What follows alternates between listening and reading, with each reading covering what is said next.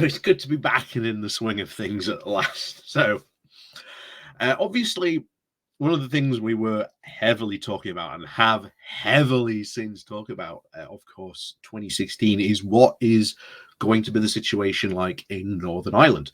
Now, the Leave campaign expressly said and stated on many, many occasions that we were not going to be leaving the single market or customs union and that this was just not going to be an issue.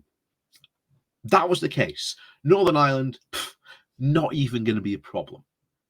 Now, why was this? Well, at the time, as we discussed, the Leave campaign was in a basic delusion that somehow the UK was going to be allowed to leave, but would somehow also remain in the single market and customs union for reasons. And of course, obviously, what happened was Theresa May came in, tried, as we are now very much discovering, tried very hard to go for a more softer form of Brexit that would have probably kept us, maybe in some way, shape, or form, certainly in the customs union. I don't know about if she would have taken us out of the single market or not. But it was the hardcore Brexit zealots that we've often talked about, those free market fundamentalists who pushed and pushed and pushed for a hard as Brexit as possible, which was not what a lot of people at the referendum were voting for. We were told by the Leave campaign what you were really voting for was this really soft form of Brexit. But we're very much going to remain in the single market and customs union, despite what anyone or any Brexiteer will have you say, or Brexit supporter will say. That was what the Leave campaign was offering, certainly in 2016. But of course, as with all revolutions, the hardcore zealots and extremists took over, and well, this is where, of course, we have ended up. So today we're going to go over to Politics Home to have a look at the new situation arising from Northern Ireland, very much, of course, all because of Boris Johnson's very own oven-ready deal, and of course the Northern Irish Protocol. But of course, the even bigger worry here is that just as a couple of weeks ago, where we had the DUP stand up in Parliament, where we were sort of watching it, the DUP leader was very clear. They will not re-enter into Stormont or any power sharing situations so long as there is a border in the Irish Sea. So even the fact that these new attempts to change the protocol and even break international law may not even actually, shall we say, appease the DUP. They may go all the way and try to get rid of that border permanently, but we'll have to see what they say. And almost certainly they are going to make a statement probably within the next maybe a couple of hours. They may have been made today, so we might end up covering what they had to say tomorrow on this issue. But as always, over we go to Politics Home. But before we do that, please do remember to hit that like, share, and subscribe button. And of course, down below, there are links to my Patreon page and an annotation link called Buy Me Coffee, where you can buy me coffee. And as always, thank you very much to all those people who do help and support the channel that way, as well as the YouTube subscription button as well, where you can subscribe to the channels and get loads of little flashy bells and whistles. So, over we go. So, there we go. So, this comes from Politics Home, the title of "The government is accused of pandering to the DUP as the Tory rebels prepare for a fight over the Northern Ireland Protocol Bill." The government has been accused of ignoring the majority of Stormont's political parties in the process of writing legislation that is designed to override the Northern Ireland Protocol. And that is exactly what is going to happen. It is going to be a breach of international law. And remember, when Boris Johnson brought this in, this was the oven-ready Brexit deal. This was all going to be done, dusted, and sorted. We, quote, got Brexit done. But of course, as we said at the time, Brexit is never, ever going to be over. It is yet another carousel that is just going to go round and round as the music continually plays on until at least someone decides, we've got to stop this now and actually start thinking seriously and probably, get back in the single market and customs union, which even Daniel Hannan has now come out and publicly said. So, the bill, which Foreign Secretary Liz Truss is set to unveil in the House of Commons on Monday, which he has today, is expected to trigger a row with a number of Conservative MPs who believe the plan risks breaking international law and also strongly is opposed by the European Union. Indeed, just before I went and did this, they had come out and said that they are now considering their response and what further action that they will need to take in response to the bill being put forward by Liz Truss. So we will also probably be reporting on what they said and what they are going to do in the coming days as well. The government argues, however, that it needs to take action in order to protect the Good Friday Peace Agreement and get the government in Belfast up and running. The Democratic Unionist Party, or the DUP, is blocking the formation of the executive over the opposition to the Northern Ireland Protocol, which was agreed as part of the Brexit talks. The treaty was designed to avoid the contentious hard border on the island of Ireland, but resulted in new barriers between Great Britain and Northern Ireland. The UK and the EU are committed to trying reducing these barriers, but have failed to agree changes after many months of negotiations. And as we've reported numerous times in negotiations, the EU is offering solutions constantly, saying, well, we could do this, we could do this, we could do this. But the UK government, from both like the official sources from both inside the UK government, which we've been hearing, and especially the EU, what we've said is that the UK is just not interested unless that border gets basically completely removed, which, again, as we've said numerous times, you have to have a border somewhere. And this new idea of a like a red lane and a green lane is just going to be just as bad, if not even potentially worse. And yeah, it's just going to be starting a new carousel, because I guarantee you, if the DUP were not happy at this, they are certainly not going to be happy at this new arrangement. They are probably not going to return into power sharing, and almost certainly we'll be seeing the Brexiteers saying probably in a couple of months' time that this new arrangement still not working. And again, it will fuel further moves for them to say, oh, well, we just need to get rid of the protocol completely, which is, again, their stated aim and has been their stated aim from the very, very beginning. The material leaked to Politics Home this weekend suggests that the legislation will be met with very fierce opposition when it is unveiled tomorrow. An email sent by government officials on Friday, seen by Politics Home, the Alliance Party and leader Naomi Long, says that only one political party in Northern Ireland, the DUP, has been central to the preparation of this legislation. In a long email, it declines to offer the technical briefing on the bill, arguing that the government has treated Northern Ireland's political parties in different manner in its approach. The email reads, "We are fully aware that one and only one Northern Ireland political party has been central to this preparation of legislation. We are therefore not interested in offering the government's approach any veneer of credibility, given the fact that it has been treating Northern Ireland parties in a different manner and ignoring the expressed views of the majority of elected Northern Ireland representatives, businesses, and even civil societies on this matter." And again, you look at the polling on the Northern Ireland Protocol, businesses overwhelmingly in favour of having the Northern Ireland Protocol. The people in Northern Ireland overwhelmingly in favour of the Northern Ireland Protocol when they are polled on just that.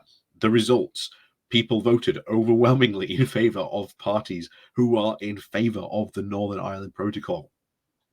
The only thing that is wrong here is that it is going against all the instincts of the Brexiteers, because they are worried that Northern Ireland especially will be used as a test case compared to the rest of the UK as to why the UK should rejoin the single market and customs union, because at the moment those, and certainly the businesses in Northern Ireland, and of course even the official data pretty much has laid it out, that Northern Ireland businesses are doing far, far better than even their UK or Wales or even Scottish counterparts.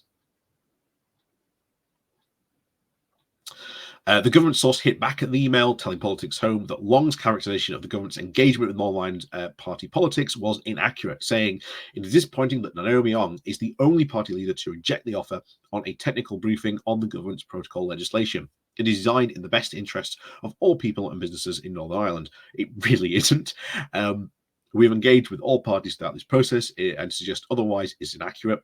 Again, I'm certainly more inclined to believe Naomi. I don't think there is Sinn Féin have come out with a statement on this. I'm not 100% sure, but we'll see what they have to say as well in the coming days. Politics Home can also reveal that Conservative MPs who are opposed to the government's plan to unilaterally override the Northern Ireland Protocol have this weekend been circulating a briefing document which sets out why they intend to vote against the bill.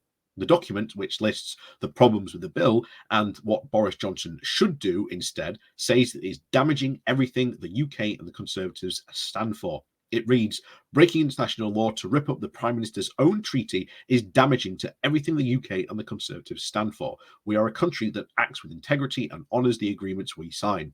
The bill, now notwithstanding clauses displaying our own ratification and legislation, breaks international law, and no amount of shopping around for a rent-a-quote lawyer can hide that.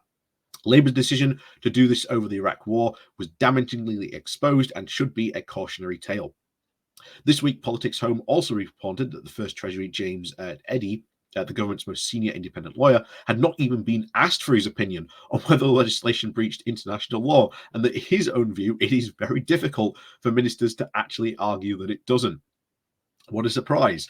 As we've reported before, the lawyer that they apparently found is a Trump lawyer. And given the fact that we've seen over the years what Trump lawyers have been up to and what they've actively been engaged in, essentially they just shopped around until they found a lawyer who was, shall we say, willing to agree with their position. Like I say, this actually standing up and withholding in a court of law, not probably going to withstand. The government insists that its plan to alter the protocol without an agreement with the EU does not break international law. Again, that does, because the treaty expressly says that one side cannot react unilaterally. Brandon Lewis, the Secretary of State for Northern Ireland, on Saturday morning said the legislation was, quote, within international law, and the government would publish its legal position.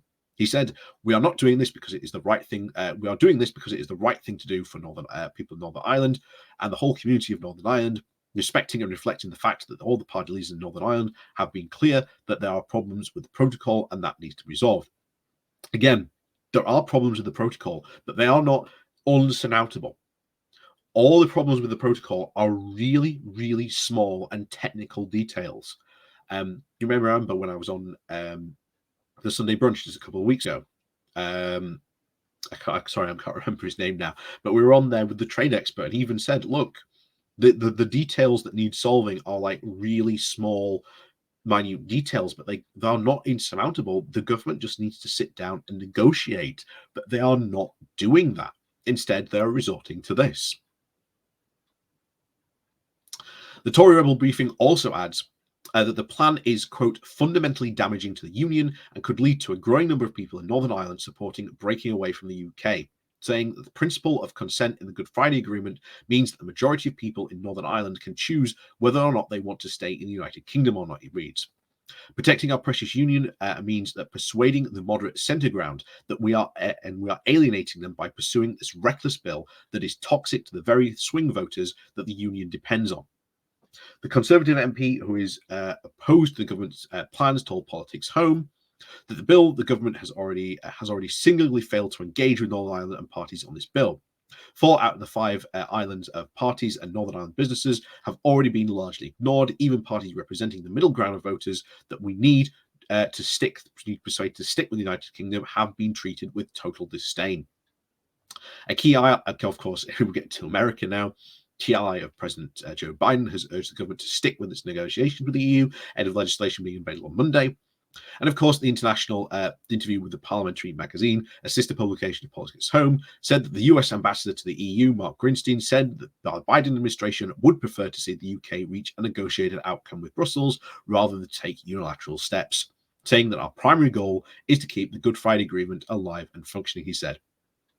It was one of the greatest accomplishments in democracy and diplomacy in the past 50 years, and it would be unfortunate to see if it was just jeopardized and we have to return to negotiations to try and resolve the differences between the EU and the UK that would be of support of that way.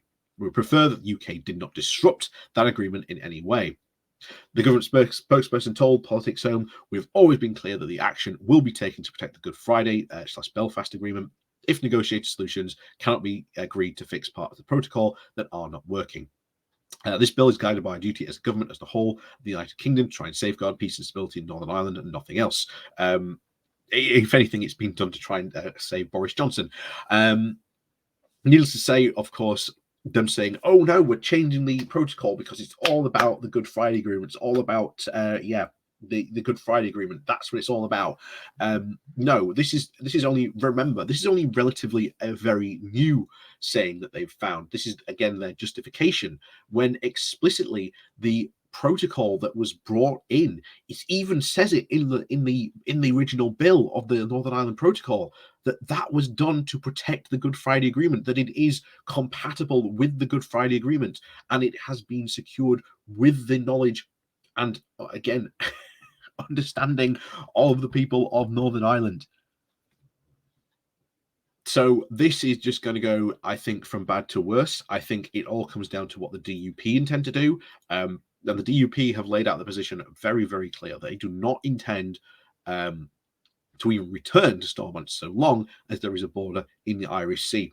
And remember, Boris Johnson's new proposals do not solve that. So while they, shall we say, might be sweet for the time being, it is very, very likely that they will not return to Stormont. I would not put it past them to do that. In fact, I think that's ultimately what they intend to do, just to cause crisis after crisis after crisis until they get what they really want, which is, again, completely getting rid of the Northern Ireland Protocol and any border in the Irish Sea, but also completely getting rid of the Good Friday Agreement, because the DUP are still explicitly opposed to that as well. And of course, if they can do it this way, well, fine for them. And once again, it's a prime example of zealots, pushing as hard as they can to get what they want. And the problem is, if you give in to them once, they will push harder for something else, and they will push even harder the next time, and again and again and again. And unfortunately, this is the path that we are on, hence why I've described it as all the time. It's just a merry-go-round. It's just fine until we get till the crisis comes back around, and trust me, this crisis will ultimately come back around again. So, as always, thank you very much for watching. Please do remember to hit that like, share, and subscribe button. And of course, down below, there are links to my Patreon page and a notification link called Buy Me Coffee, where you can, well, buy me coffee. And as always, thank you very much to all the people who do help me and support the channel that way. So, as always, we'll see you all next time.